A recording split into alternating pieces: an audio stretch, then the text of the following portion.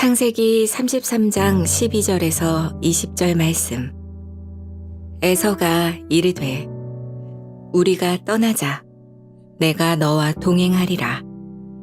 야곱이 그에게 이르되 내 주도 아시거니와 자식들은 연약하고 내게 있는 양떼와 소가 새끼를 데리고 있은즉 하루만 지나치게 몰면 모든 떼가 죽으리니 청하건대 내 주는 종보다 앞서 가소서. 나는 앞에 가는 가축과 자식들의 걸음대로 천천히 인도하여 세일로 가서 내 주께 나아가리이다. 에서가 이르되 내가 내 종 몇 사람을 내게 머물게 하리라. 야곱이 이르되 어찌하여 그리하리이까. 나로 내 주께 은혜를 얻게 하소서 하매. 이날에 에서는 세일로 돌아가고 야곱은 숫곳에 이르러 자기를 위하여 집을 짓고 그의 가축을 위하여 우릿간을 지었으므로 그 땅 이름을 숫곳이라 부르더라. 야곱이 밧단 아람에서부터 평안히 가나안 땅 세겜 성읍에 이르러 그 성읍 앞에 장막을 치고 그가 장막을 친 밭을 세겜의 아버지 하몰의 아들들의 손에서 베크시타에 샀으며 거기에 제단을 쌓고 그 이름을 엘 엘로헤 이스라엘이라 불렀더라. 샬롬. 오늘도 하나님의 말씀으로 하루를 시작하시는 여러분들에게 하나님의 은혜와 평강이 충만하게 넘치시기를 간절히 축복합니다. 2025년 4월 3일 목요일 우리 창세기 33장 12절에서 20절 말씀을 가지고 신앙의 여정은 이라는 제목으로 함께 말씀 나누도록 하겠습니다. 아직 프라는 완전히 봄이 된 것 같지 않게 조금 그런데 오늘 또 내일 또 날씨는 좋다고 얘기를 합니다. 요즘 좀 산책을 하는 것을 많이 보게 되는데요. 식후에 10분이라도 걷는 것이 그렇게 좋다고 얘기를 하죠. 그런데 산책을 하다 보면 항상 다니는 같은 길임에도 불구하고 날마다 조금씩은 다른 모습을 보게 되죠. 어떤 날은 모든 것이 쾌적하고 하늘도 맑고 날씨도 정말 신선합니다. 사람들도 너무 많지 않고 자연을 보고 사람을 볼 때 기분이 좋아요. 그런데 늘 그렇지 않습니다. 여기는 이제 뭐 그렇게 미세먼지가 많이 있고 그렇게 느껴지진 않지만 프라도 사실은 유럽 치고는 그렇게 공기가 또 좋지 않은 곳이라고 얘기를 할 때가 있어요. 그래서 이제 어떤 날은 목이 아플 때도 있고 날씨가 또 때때로 특히나 이 겨울철에서 지금 넘어가는 이때는 좀 부슬부슬 비도 내리고 흐릴 때가 많습니다. 그리고 요즘에 교육관에 있는데 어쨌든 반지하라 그런지 몰라도 가끔 이 벌레가 눈에 띄어요.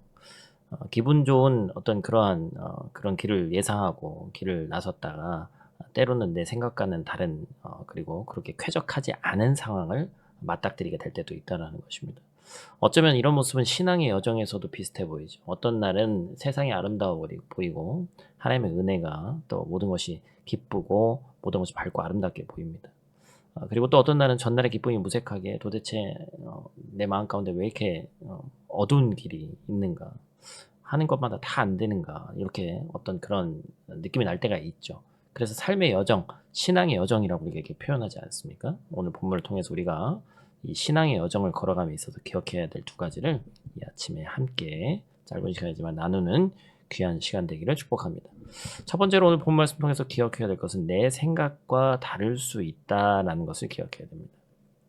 오늘 본문 12절에서 에서가 야곱에게 얘기하죠. 우리가 떠나자. 내가 너와 동행하겠다. 에서는 세일 땅으로 함께 가자고 야곱에게 요청합니다.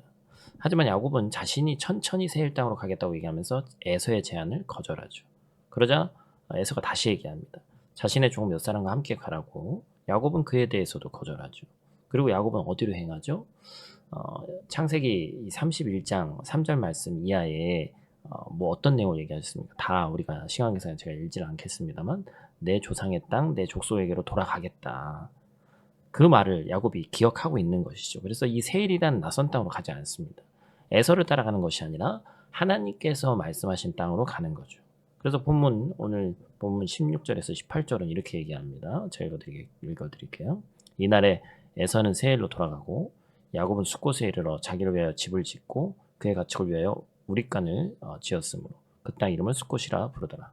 야곱이 밧단 아람에서부터 평안히 가나안 땅 세겜 성읍에 이르러 그 성읍 앞에 장막을 치고 에서는 세일이라는 곳으로 돌아갔다가 야곱은 숫곳에 이르렀다가 세겜에 이르러서는 장막을 치고 머무르게 된다.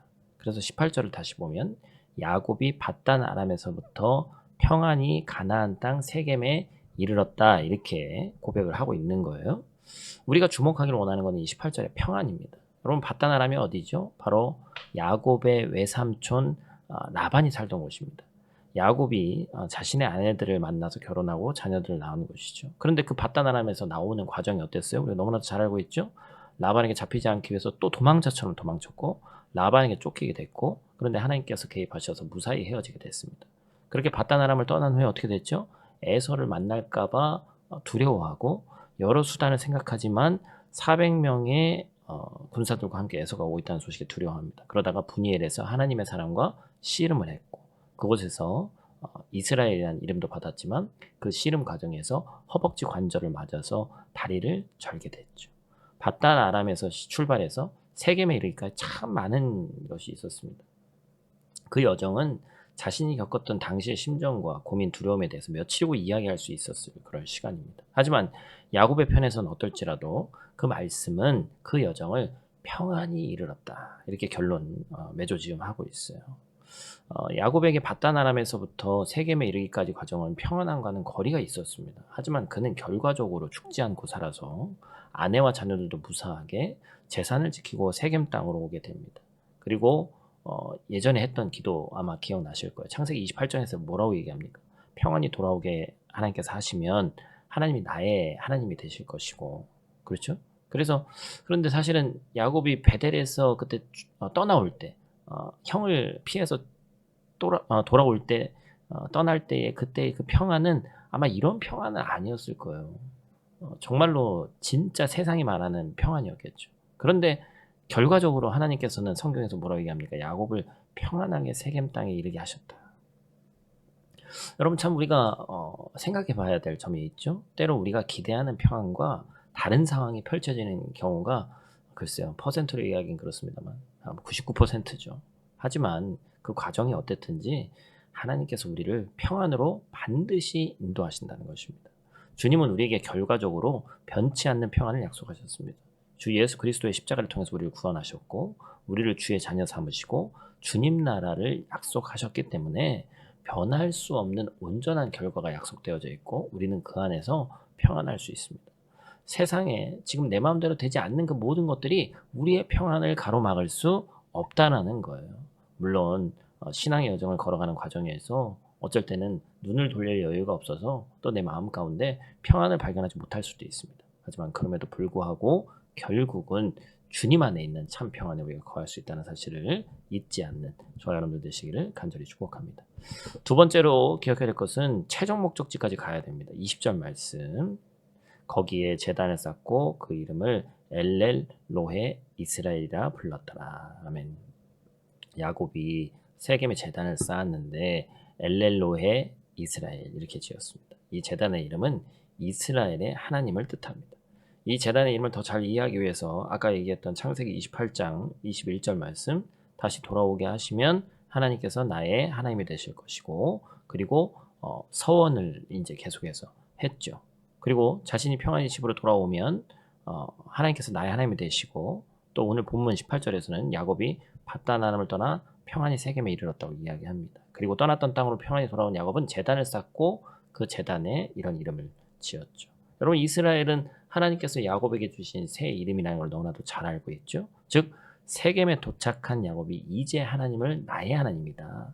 이스라엘의 하나님이다. 이렇게 고백하고 있는 거예요. 야곱 자신의 입으로 여호와께서 자신의 하나님임을 고백하고 있습니다. 마음으로 믿어서 입으로 시인한다는 거 이거 중요하다고 제가 말씀드렸는데 하나님을 의지하지 않고 자신의 방법으로만 살아가던 야곱이었죠. 아브라함의 하나님, 이삭의 하나님이라고만 고백하던 야곱이었습니다. 이제는 내 하나님, 야곱의 하나님이 이라고 고백을 하게 되는 너무나도 귀한 변화입니다. 이것 중에서 또 잊지 말아야 될 것이죠. 그 뒤에 나오는 창세기 28장 22절 말씀 우리 한번 같이 읽어볼까요? 내가 기둥으로 세운 이 돌이 하나님의 집이 될 것이요 하나님께서 내게 주신 모든 것에서 10분의 1을 내가 반드시 하나님께 드리겠나이다 하였더라. 11조에 대한 고백이었죠. 하나님께서 자신의 하나님이 될 것이라는 고백뿐 아니라 그가 베고 누웠던 그 기둥으로 세운 이 돌이 하나님의 집이 될 것이다. 그래서 그 기둥을 세운 것을 베델이라고 얘기를 했고, 즉 야곱이 돌아가야 할 것은 베델이라는 겁니다. 야곱의 신앙 고백은 귀한 고백이었어요. 그러나 그게 끝이 아닙니다. 세겜 땅까지 평안히 인도하신 하나님께 하나님이 자신의 하나님이라고 고백을 하는 것으로 끝이 아니라는 것이에요. 야곱은 세겜에서 멈춰서는 안 되고 결국에 베델로 다시 돌아가야 되는 것이죠. 우리 역시 마찬가지입니다. 하나님을 나의 하나님으로 고백하는 것은 너무나 감사하고 귀한 일인데 에베네셀의 하나님을 고백하면서 찬양하는 것도 참 귀한 것이다. 제가 베델에서부터 시작해서 에베네셀까지 설교했습니다만 그게 끝이 아니라 다시 또 거기서도 끝이 아니고 또 가야 될 신앙의 여정, 삶의 여정이 있다는 것이죠. 신앙의 여정을 걸어가다 보면 참 다양한 날씨와 환경을 마주하게 됩니다. 기분 좋게 맑은 날을 마주치기도 하지만 때로는 궂은 날씨에 힘든 환경을 마주하기도 합니다. 여러분, 이 여정은 완주해야지만 끝나는 거예요. 어느 한 지점에 인간적으로 머물러서 끝나는 것이 아닙니다. 우리 주님 나라 가는 그날까지 이 여정이 이어져야 됩니다. 비록 지금 걸어가는 그 여정이 편안하지 않을지라도 우리가 그 끝은 반드시 다르고 참 평안을 주시는 우리 주님의 품임을 기억하고 이 여정에서 승리하시고 완주하는 저와 여러분들 되시기를 간절히 축복합니다. 우리 다 같이 있는 자리에서 기도하고 마치도록 하겠습니다. 사랑과 은혜가 충만하신 아버지 하나님, 오늘도 우리를 주의 은혜 가운데 깨워주시고 말씀 앞에 서게 하심을 감사를 드립니다. 야곱이 평안히 세겜 땅에 이르게 하신 주님, 우리의 인생 여정도 그렇게 주님의 손에 있음을 이 시간 고백합니다. 야곱이 인간적인 애서의 제한에 따르지 않고 하나님의 말씀을 기억했고 하나님의 말씀 따라서 조상의 땅을 향해 걸어갔던 우리의 길도 사람의 기대나 세상의 제한이 아니라 하나님 말씀을 따라 걷게 하여 주시옵소서. 우리가 보기에 평안하지 않은 길일지라도 하나님께서 함께 하시면 그 길이 참 평안의 여정임을 믿게 하시고 야곱이 결론적으로 평안히 세겜에 이르렀으나 그곳에서 멈추지 않고 결국 베델로 나아가야 된 것처럼 우리 또한 지금의 자리에 안주하지 않고 주님께서 인도하시는 그 최종 목적지를 향해 나아가는 귀하고 복된 우리 될 수 있도록 하나님 도와주시옵소서. 오늘 하루의 삶도 하나님께 온전히 드림받은 그리스도인의 삶 살기를 원합니다. 우리와 함께하여 주시옵소서. 우리와 함께 하시는 예수님 귀하신 이름으로 기도드립니다. 아멘.